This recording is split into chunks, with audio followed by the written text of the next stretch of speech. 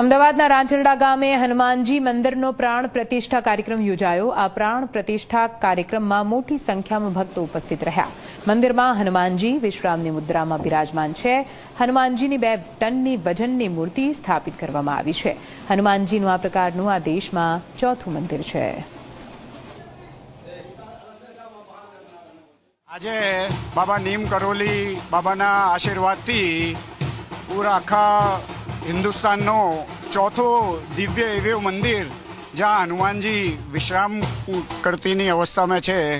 આ મૂર્તિનો 2 દિવસ પહેલાં પ્રાણ પ્રતિષ્ઠા થઈ હતી અને આજે બધા પબ્લિક માટે આનો ઉદ્ઘાટન અને બધા જનરલ પબ્લિક માટે આનો આજથી ઓપનિંગ ચાલુ કરી છે।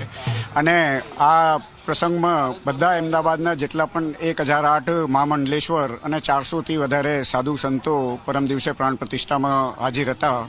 અને આજે નીમ કરોલી બાબાજીના પૌત્ર ડૉક્ટર ધનંજય શર્મા આ પ્રસંગમાં વિશેષ રૂપથી ભોપાલથી આવેલા છે, એ હાજરી આપવાના છે।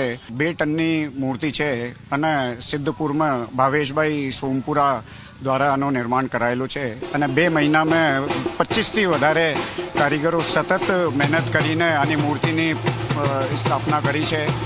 હનુમાનજીના પગમાં આવિરાવણ છે અને જોડે એમનો પુત્ર મકરધ્વજ છે અને હાથના કંદા ઉપર રામ લક્ષ્મણની આ દિવ્ય મૂર્તિ છે।